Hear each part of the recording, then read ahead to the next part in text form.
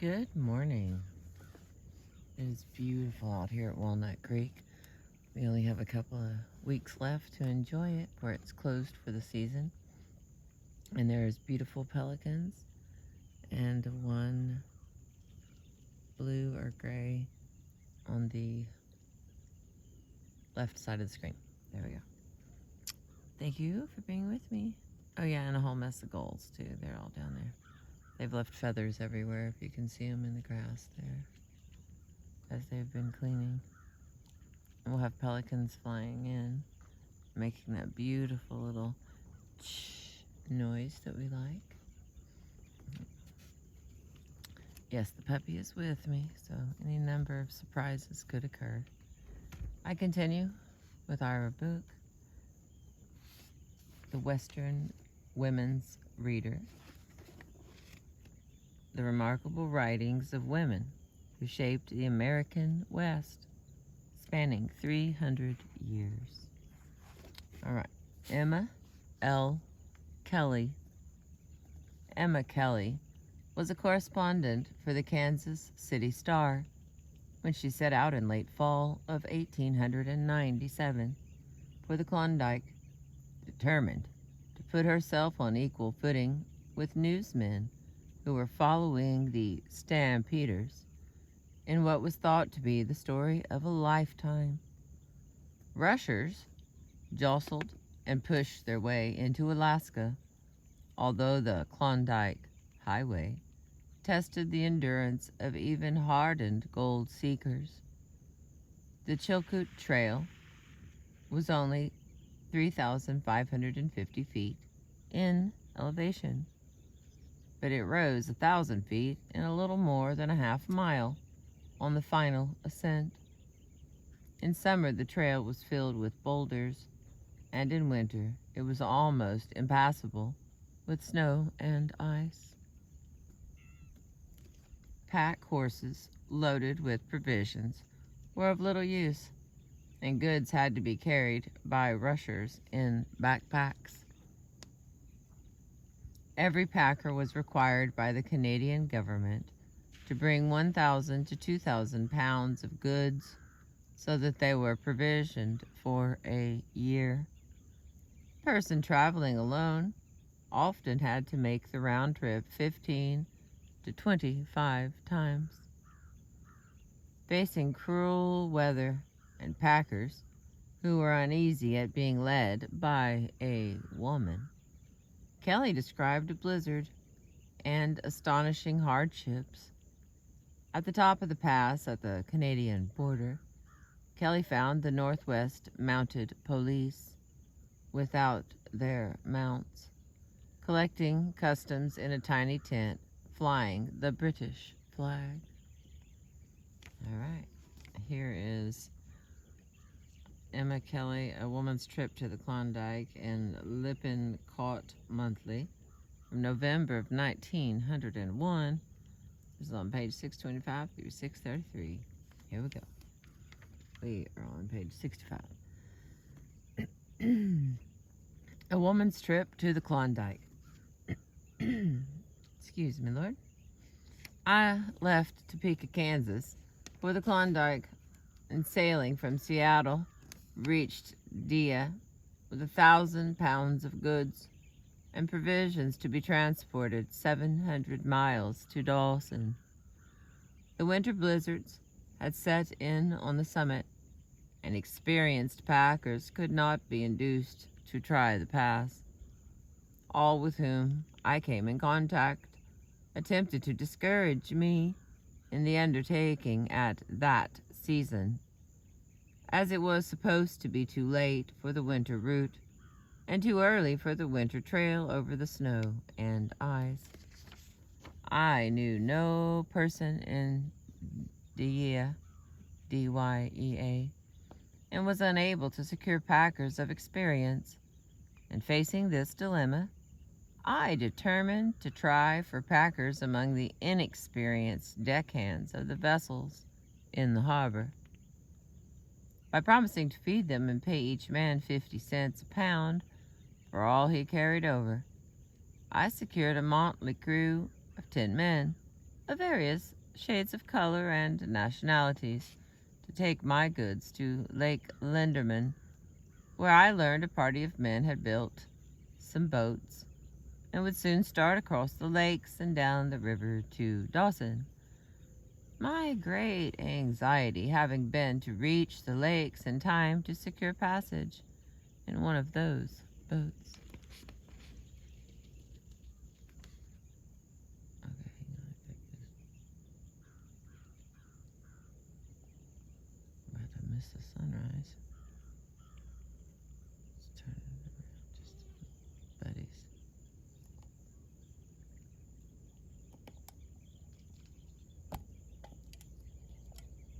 Alright.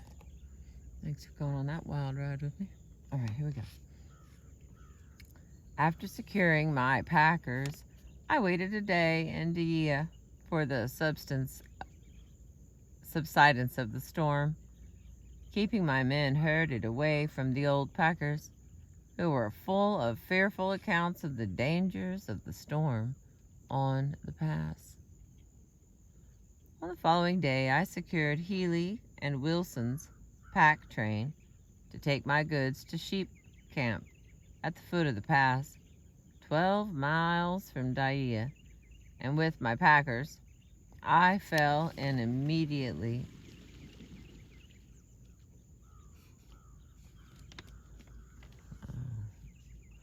The unfriendly one must have showed up. Sorry. Out of all these pelicans here, there's one that is, I'm going to go with bigger, older, unhappier, and on the regular, they all act different, so that was interesting, like the gulls knew.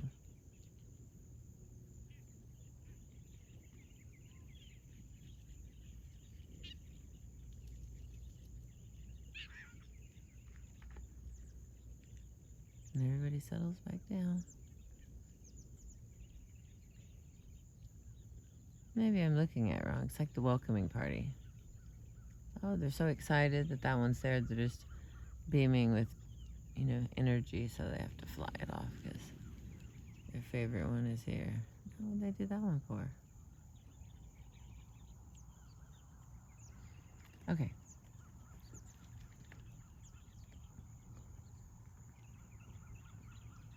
They're beautiful to watch.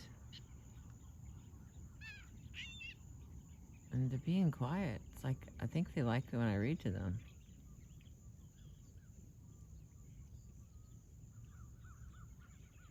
There wasn't any much they could do about it, I guess. They can make a lot of noise and I'd leave, but they don't know that. Okay. Sorry. Not sorry, but you know what I mean. Okay, let's get through this here store. After securing my packers, I waited a day in Dyea for the subsidence of the storm, keeping my men herded away from the old packers, who were full of fearful accounts of the dangers of the storm on the pass.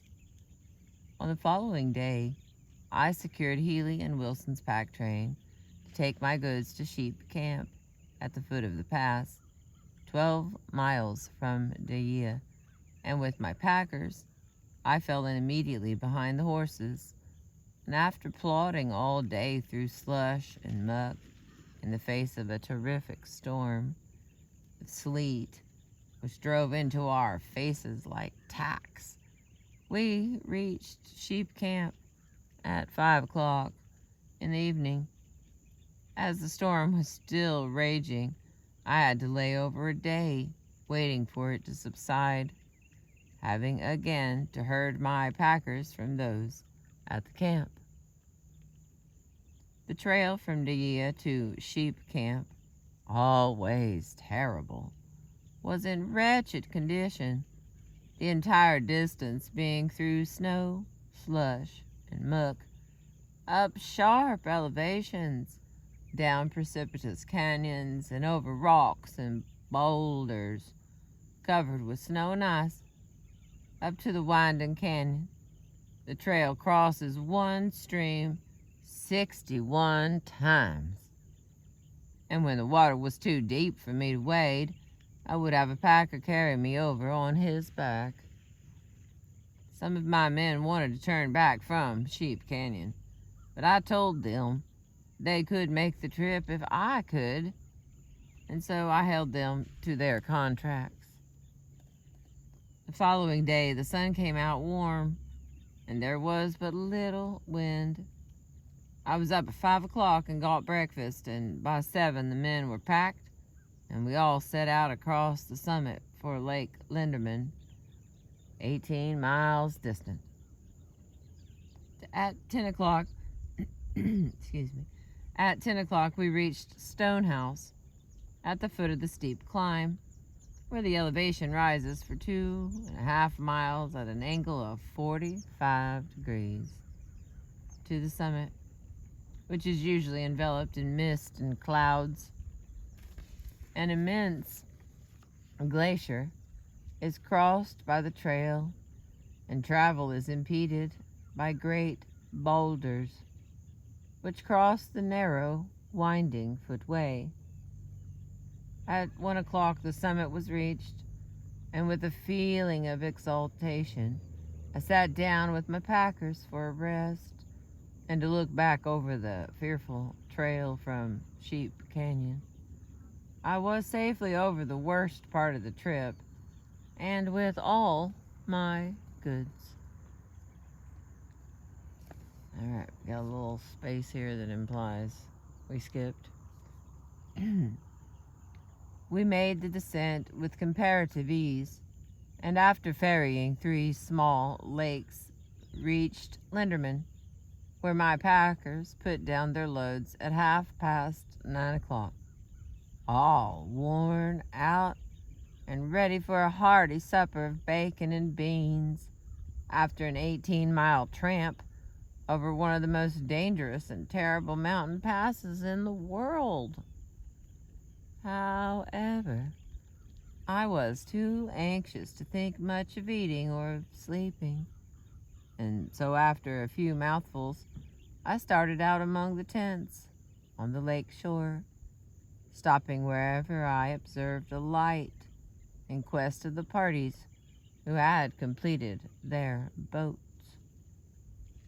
At one tent, at which I called a good-natured looking young man, opened the flap door of his tent, and the inside looking so warm and comfortable, I asked the privilege of entering, sitting down and resting. I found the young man to be one of the party with the boats, ready for a start on the following day. On stating to him my business, he assembled the rest of the company, which consisted of 22 men with 3 boats, ready for the start next day. As their little crafts, ordinary rowboats, were to carry 7 men in each of 2 of them, and 8 in the other, each man having 700 or 800 pounds of food. It was not certain that they would be able to take me with my 1,000 pounds and my dog, Klondike, a fine Newfoundland shepherd I had bought from the States. They doubted if there would be room, but as they were about out of money and must pay the Canadian custom duties at Tagish Lake, my offer of $125 for passage for myself, dog, and luggage was accepted.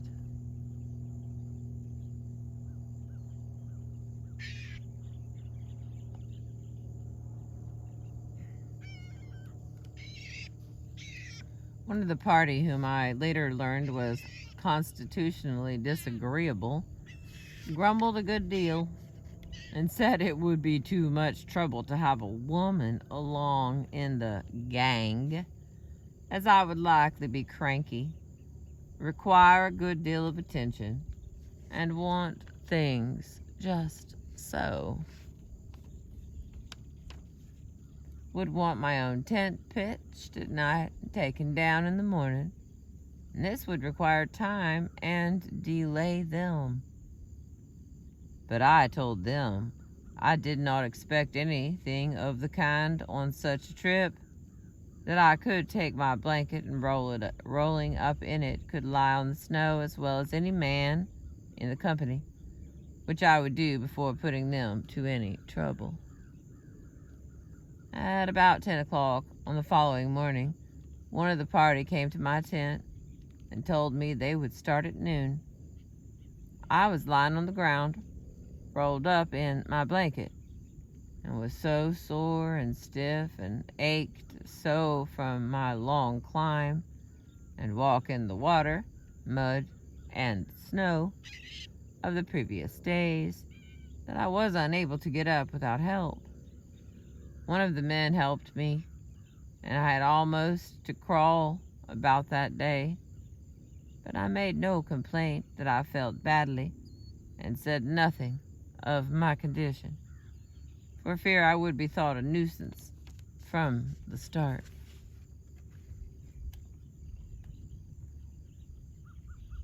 We loaded our outfits into the boats, and at 1 o'clock pushed out across Linderman, which is 7 miles long, and which connects with Bennett Lake by a river about half a mile in length, the water of which is shallow and filled with large, sharp rocks, necessitating the lining through of our boots. The men packed the goods around to the shores of Lake Bennett, and as I walked along the shore, I came across a newly made grave with the following inscription: J. Matthews, age 26. I learned that after losing his all on the summit, he went back to Dia, put his last dollar into a second outfit, and tried to carry his loaded boat through this channel, when it was dashed to pieces on the rocks and everything lost. He was so discouraged after his second loss that he shot himself through the heart. I gathered a few green boughs from the spruce trees near, placed them in the snow over his grave, and if I could have learned where his mother was, would have sent her word, as she will be waiting and watching many winters for mail from the Klondike.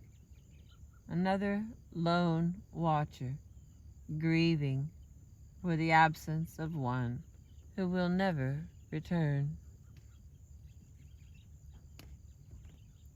Next little spot. I returned to where the men were laying on the beach, and waking them, told them we had better get an early start, as the lake was calm that morning. And next category or section.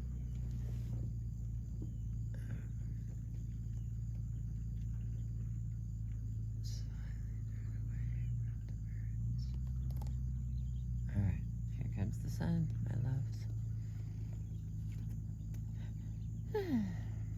As we reached Miles Canyon on the stream, we noticed the current was growing much swifter and swinging around a bend in the river. We almost ran into a nicely built and fine-appearing boat, which lay upon its side against the rocks, with a hole in the centerboard. I made such inquiry as I could, but was unable to learn anything of those who had doubtless met their death with the disaster encountered. I announced that I would ride through the canyon in a boat, but the men vehemently protested against my doing so and pleaded with me to walk around. I was informed that no man who ever guided a boat through Miles Canyon had yet consented to take a woman through its seething, foaming waters. But I insisted and went through. I wanted to see and experience this so-called danger which men freely court, but which women may only read or hear of.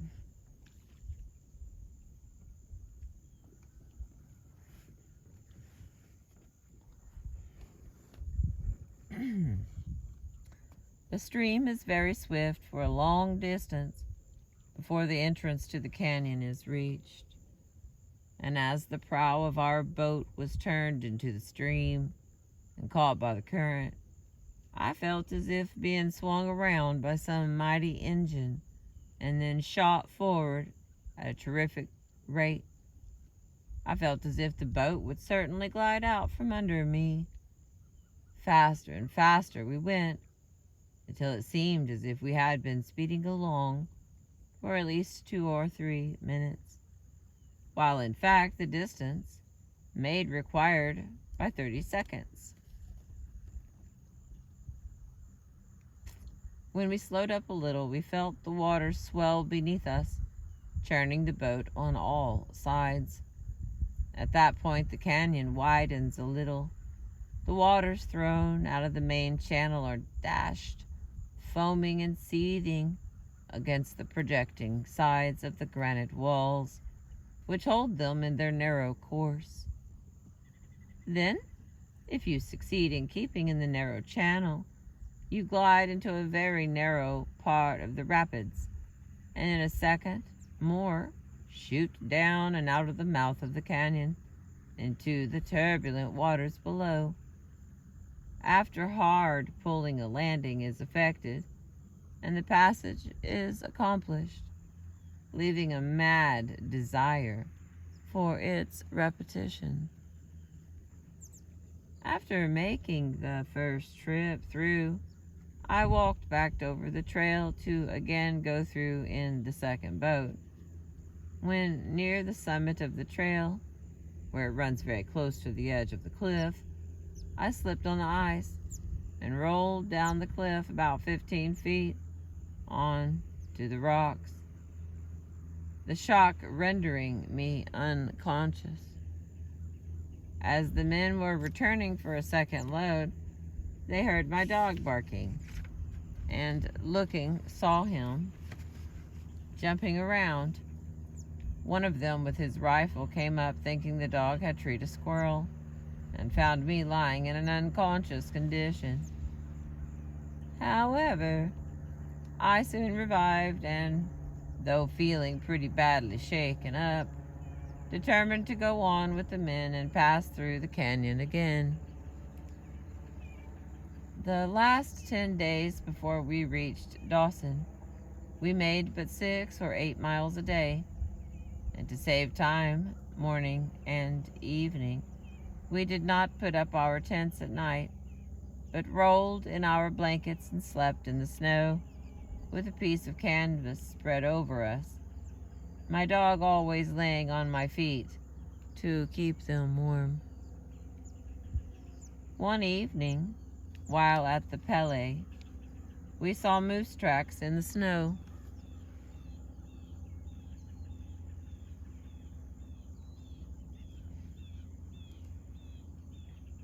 The moose is very much like the buffalo of the plains, the flesh very rich and juicy. One of the men, who was quite a good shot, tracked the animal and killed it, so we had plenty of fresh meat for the remainder of our trip. We saw many black bears along the river, 2 of which we killed, keeping the skins for robes and eating the meat, which, though a little coarse, was very good. We saw many red foxes and numberless squirrels in the spruce forests, We saw many red foxes and numberless squirrels in the spruce forests, which abound along the river. On the first day of November, the river was nearly blocked, and with much difficulty we worked our boat through the drift, and floating into Dawson, entered the great Klondike district, the goal for which so many had striven and risked all to gain. We were tired and worn out with our long ride in the small boats. Never a day passed that I did not sit singing at the top of my voice coon songs and others, partly to brace myself up and also because I thought it would help the rowers a little and cheer them as well. Always as a child, when alone in the dark, I would sing or talk to myself, and though the dangers through which I had passed were different from any I had experienced, singing seemed to lessen my fear and give me more heart. Just at dark, we made a landing on the banks of the Yukon, directly in front of the little town of Dawson, and pitching our tents in the snow, we camped for the night under our first shelter, even of a tent, for 10 days. All were so pleased and happy that good fortune had enabled us to escape the perils which threatened, as well as the danger of an ice block in the river, that the men proposed a celebration of their good fortune. They were going uptown, but I told them it was not right to leave me alone the first night in a strange place, and that if they would remain in camp, I would pay enough for them to drink and to have their celebration in their tents. To this they agreed, and one of them went to the town and shortly returned, stating that whiskey, Canadian case goods, was $10 a quart. I sent him back and purchased a couple of bottles, which the men drank without becoming boisterous. I then went to my warsack, and taking out my guitar, which I had carried over the summit, we sat on the ground around the little tent stove and all joined in singing the songs of home.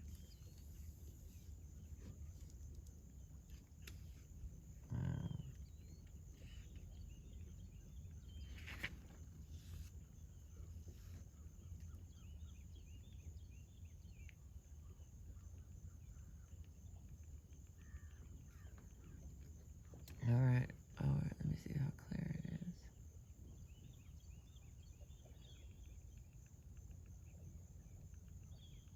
Got a lot going on here. We're at 27 minutes. Let's try to read the next one here. They're just all so different. Very exciting, very exciting.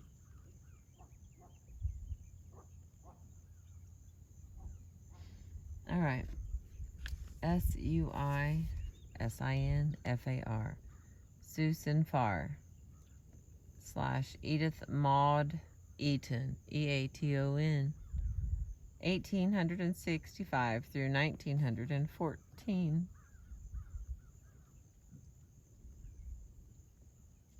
Suisinfar was christened Edith Maud Eaton when she was born in Cheshire, England, the daughter of an English father and a Chinese mother. When she was a small child, her family moved first to New York and then to Montreal. When she later emigrated to Vancouver, British Columbia, and then down the west coast of the United States. She adopted the pen name Suisinfar, living for several years in San Francisco, and then settling in Seattle. She made her living as a journalist, publishing in a number of newspapers and magazines, including Good Housekeeping, Ladies' Home Journal, Century Magazine, Overland, and Land of Sunshine and Sunset. In addition to her journalism, she wrote in several genres, leaving behind 40 short stories, 6 essays, 25 journalistic pieces, and numerous letters. She also claimed to have written a novel, although the manuscript disappeared when many of her papers, stored in a trunk during a cross-continental journey, were lost when the train she was riding in crashed.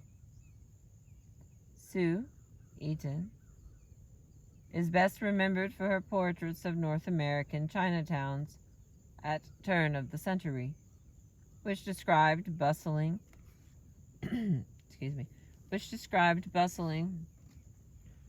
vital communities made up largely of families, correcting the common misperception of Chinese American communities as bachelor societies. Her Eurasian perspective made her aware of prejudices which existed in both cultures, while many Chinese immigrants saw themselves as the heirs of the world's oldest civilization and viewed Europeans as culturally backward and barbaric. Most Anglo-Americans saw the Chinese as inscrutable and so alien that they passed laws excluding them from entering the United States. In her journalism about Chinese American communities, Sue Eaton traced cultural traditions to China, making the behavior of Chinese Americans understandable to her Anglo-American readers, while at the same time she championed Chinese American rights. A collection of her writings, published in 1912 as Mrs. Spring Fragrance, represents the first publication of a book in English by an Asian American woman. Sue Eaton's sister, Winifred, shared her concern about the mistreatment of Asians in North America, but she expressed this through adopting the Japanese-sounding pen name of Onoto Wantana.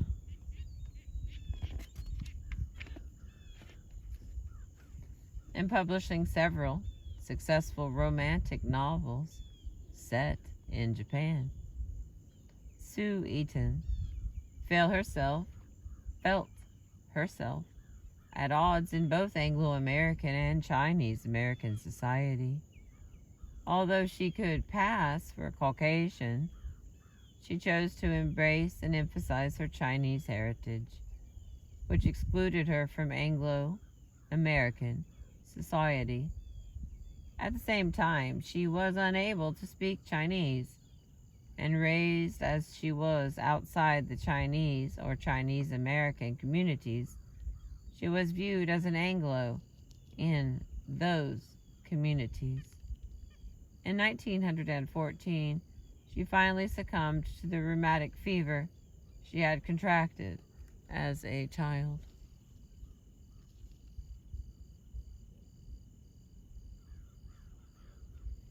Alright, this is some writing by hers called Its Wavering Image from Mrs. Spring Fragrance in 1912.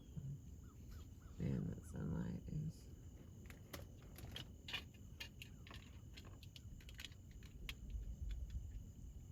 The sun is in my eyes.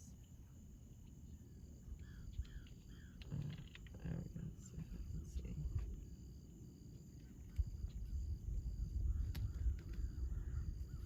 Everything's a go-go. There we go. Its Wavering Image. Pan was a half-white, half-Chinese girl. Her mother was dead, and Pan lived with her father, who kept an Oriental bazaar on DuPont Street. All her life had Pan lived in Chinatown, and if she were different in any sense from those around her, she gave little thought to it. It was only after coming of Mark Carson that the mystery of her nature began to trouble her. They met at the time of the boycott of San Yopes by the Sea Yoops. After the heat and dust and unsavoriness of the highways and byways of Chinatown, the young reporter, who had been sent to find a story, had stepped across the threshold of a cold, deep room, fragrant with the odor of dried lilies and sandalwood, and found Pam. She did not speak to him, nor he to her. Her business was with the spectacled merchant, who, with a pointed brush, was making up accounts in brown paper books and rolling balls in an abacus box. As to Pan, she always turned from whites. With her father's people, she was natural and at home, but in the presence of her mother's, she felt strange and constrained, shrinking from their curious scrutiny, as she would from the sharp edge of a sword. When Mark Carson returned to the office, he asked some questions concerning the girl who had puzzled him. What was she? Chinese or white? The city editor answered him, adding, "She is an unusually bright girl and could tell more stories about the Chinese than any other person in this city, if she would." Mark Carson had a determined chin, clever eyes, and a tone to his voice which easily won for him the confidence of the unwary. In the reporter's room he was spoken of as a man who would sell his soul for a story. After Pan's first shyness had worn off,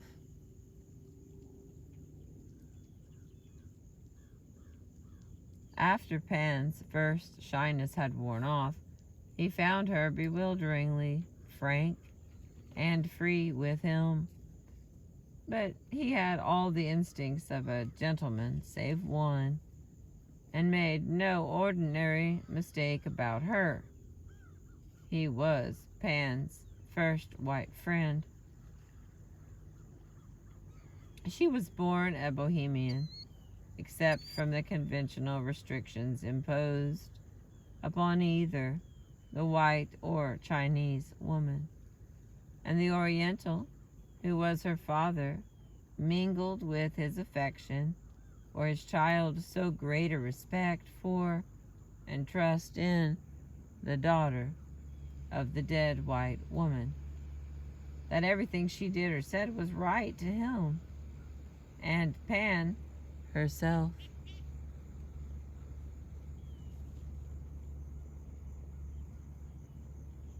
And Pan herself, a white woman, might pass over an insult. A Chinese woman fails to see one.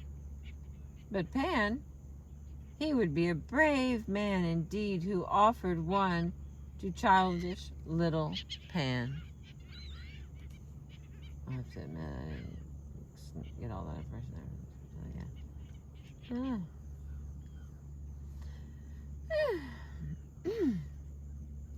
All this Mark Carson's clear eyes perceived, and with delicate tact and subtlety, he taught the young girl that, all unconscious until...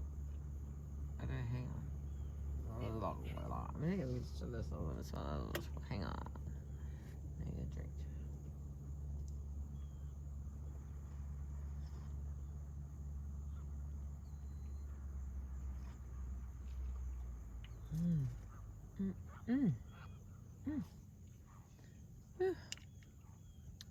Tank and Tommy coffee. Alrighty, here we go.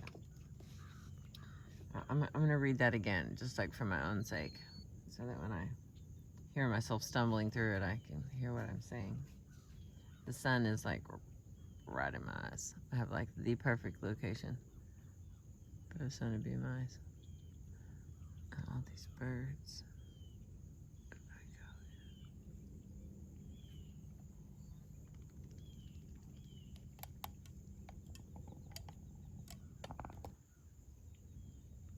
Okay, here we go.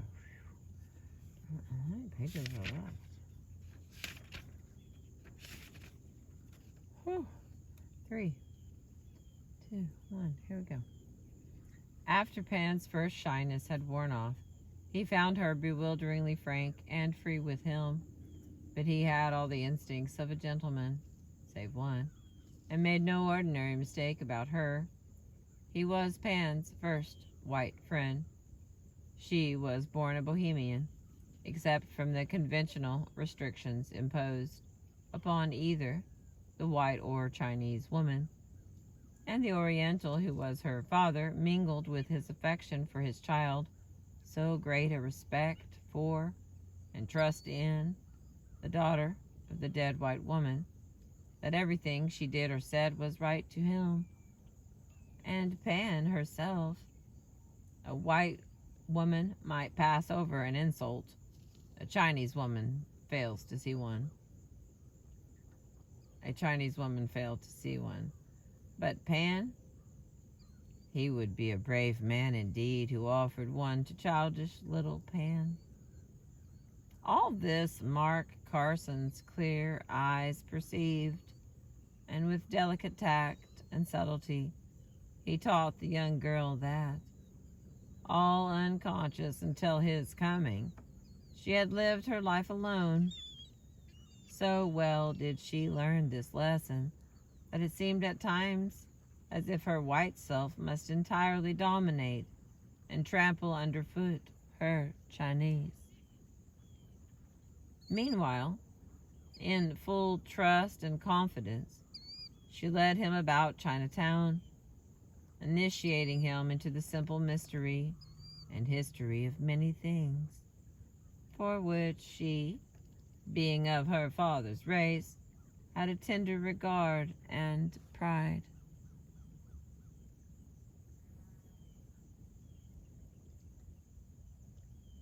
Oh, sorry, birds, I didn't mean to quit. For her sake, he was received as a brother by the yellow-robed priest in the Joss house, the astrologer of Prospect Place, and other conservative Chinese.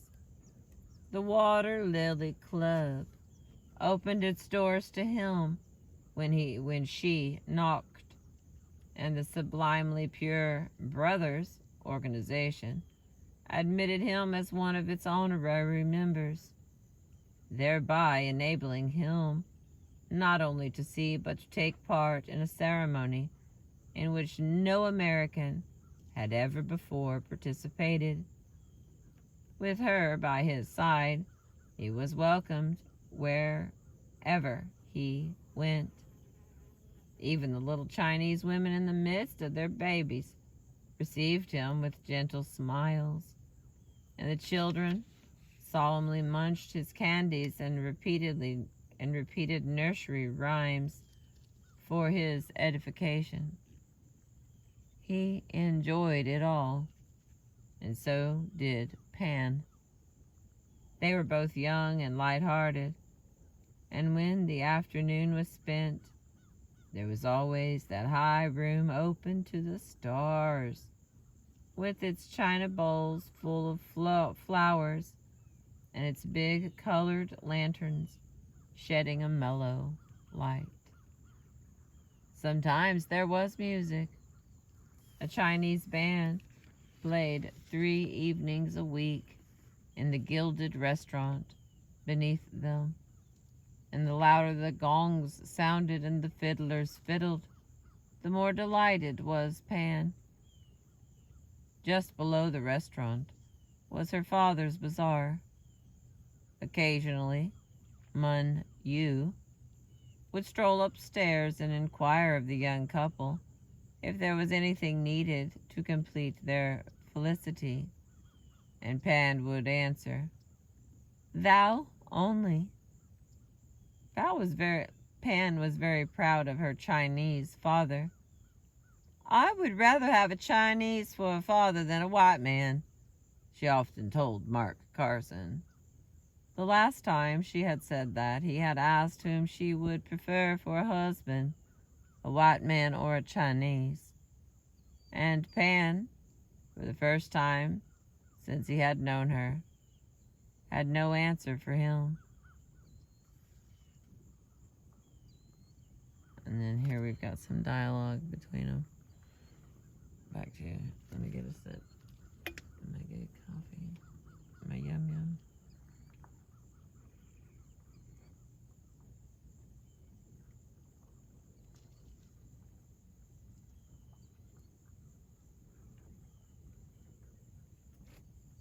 I see you, baby boy. I couldn't let you out because I knew where the eagle was. Now I can't let you out because I don't know where they went to. Yeah, we had a sunrise together. You can have a sunrise with the eagle anywhere out here. I don't have the only spot, I just have the one I like. Alright, we're back to this dialogue. Let me just see. Okay, yes. No. 1, 2, 3, 4, and a picture.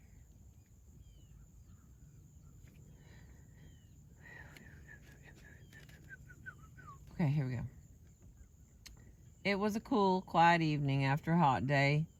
A new moon was in the sky. "How beautiful above, how unbeautiful below," exclaimed Mark Carson involuntarily. He and Pan had been gazing down from their open retreat into the lantern-lighted, motley thronged street beneath them. "Perhaps it isn't very beautiful," replied Pan, "but it is here I live. It is my home." Her voice quivered a little. He leaned towards her suddenly and grasped her hands. "Pan," he cried, "you do not belong here. You are white, white." "No, no," protested Pan. "You are," he asserted. "You have no right to be here." "I was born here," she answered, "and the Chinese people look upon me as their own." "But they do not understand you," he went on. "Your real self is alien to them. What interest have they in the books you read, the thoughts you think?" "They have an interest in me," answered faithful Pan. "Oh, do not speak in that way any more." "But I must," the young man persisted. "Pan, don't you see that you have got to decide what you will be, Chinese or white? You cannot be both." "Hush, hush," bade Pan. "I do not love you when you talk to me like that." A little Chinese boy brought tea and saffron cakes. He was as picturesque little fella, with a quaint manner of speech. Mark Carson jested merrily with him, while Pan, holding a tea bowl between her two small hands, laughed and sipped. When they were alone again, the silver stream and the crescent moon became the objects of their study. It was a very beautiful evening. After a while, Mark Carson, his hand on Pan's shoulder, sang. Here's the song, I do not know. "And forever, as long as the river flows, as long as the heart has passions, as long as life has woes, the moon in its broken reflection and its shadows shall appear as a symbol of love in heaven and its wavering image here.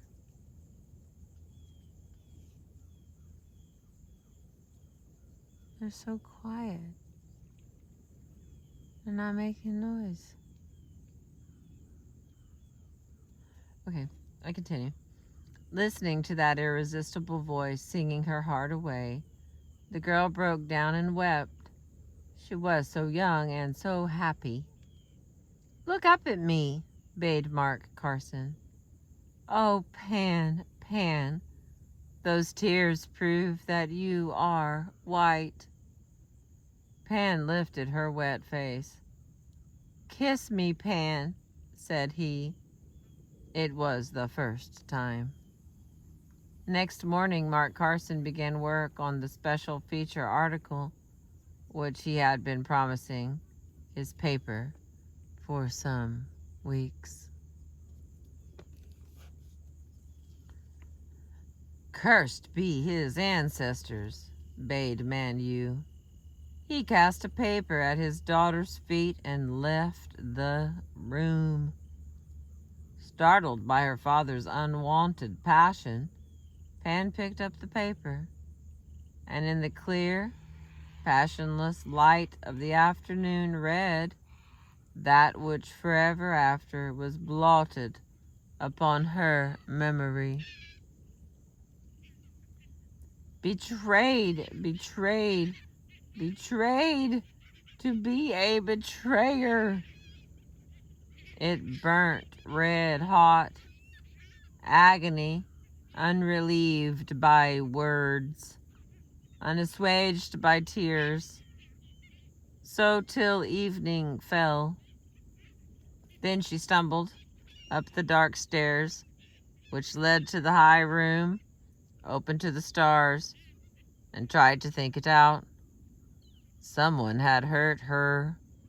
Who was it? She raised her eyes. There shone its wavering image. It helped her to lucidity. He had done it. Was it unconsciously dealt, that cruel blow? Ah, well, did he know that the sword which pierced her through others would carry with it to her own heart the pain of all those others? None knew better than he that she, whom he had called a white girl, a white woman, would rather that her own naked body and soul had been exposed than that things sacred and secret to those who loved her should be cruelly unveiled and ruthlessly spread before the ridiculing and uncomprehending foreigners. And knowing all this so well, he had carelessly sung her heart away, and with her kiss upon his lips, had smilingly turned and stabbed her. She who was of the race that remembers. And the next little part. Mark Carson, back in the city, after an absence of 2 months, thought of Pan. He would see her that very evening. Dear little Pan, pretty Pan, clever Pan, amusing Pan, Pan, who was always so frankly glad to have him come to her, so eager to hear all that he was doing, so appreciative, so inspiring, so loving. She would have forgotten that article by now. Why should a white woman care about such things? Her true self was above it all. Had he not taught her that during the weeks in which they had seen so much of one another? True, his last lesson had been a little harsh, and as yet he knew not how she had taken it. But even if its roughness had hurt and irritated, There was a healing balm, a wizard's oil, which no one knew so well as he how to apply. But for all these soothing reflections, there was an undercurrent of feeling which caused his steps to falter on his way to Pan. He turned into Portsmouth Square and took a seat on one of the benches facing the fountain erected in memory of Robert Louis Stevenson. Why had Pan failed to answer the note he had written telling her of the assignment which would keep him out of town for a couple of months and giving her his address? Would Robert Louis Stevenson have known why? Yes, and so did Mark Carson. But though Robert Louis Stevenson would have boldly answered himself the question, Mark Carson thrust it aside, arose, and pressed up the hill. I knew they would not blame you, Pan. Yes, and there was no word of you, dear.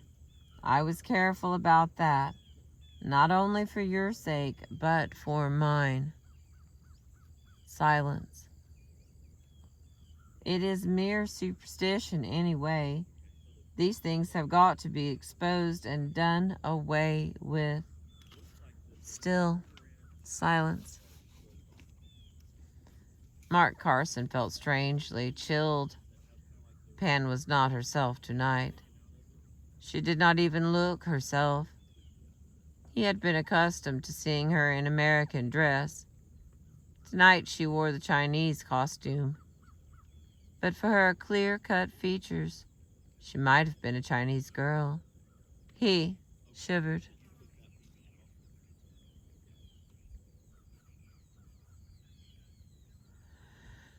Pan, he asked, why do you wear that dress? Within her sleeves, Pan's small hands struggled together, but her face and voice were calm. Because I am a Chinese woman, she answered. You are not, cried Mark Carson fiercely. You cannot say that now, Pan. You are a white woman. White. Did your kiss not promise me that? A white woman? Echoed Pan, her voice rising high and clear to the stars above them. I would not be a white woman for all the world. You are a white man. And what is a promise to a white man? When she was lying low, the element of fire having raged so fiercely within her that it had almost shriveled up the childish frame, there came to the house of Manu a little toddler who could scarcely speak. Climbing upon Pan's couch, she pressed her head upon the sick girl's bosom. The feel of that little head brought tears. Lo, said the mother of the toddler, thou wilt bear a child thyself some day, and all the bitterness of this will pass away. And Pan, being a Chinese woman, was comforted.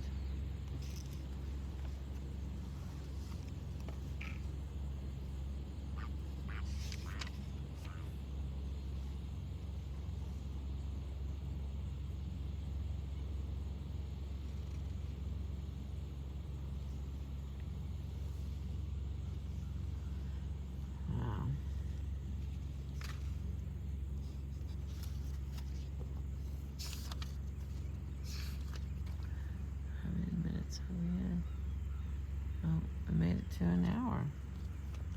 Woohoo. Rocking and rolling. I even got to see a couple of boats. What a nice day.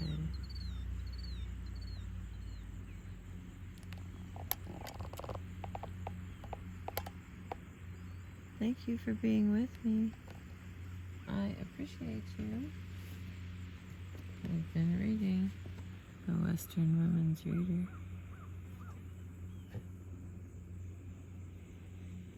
And I appreciate you. Enjoy another beautiful day.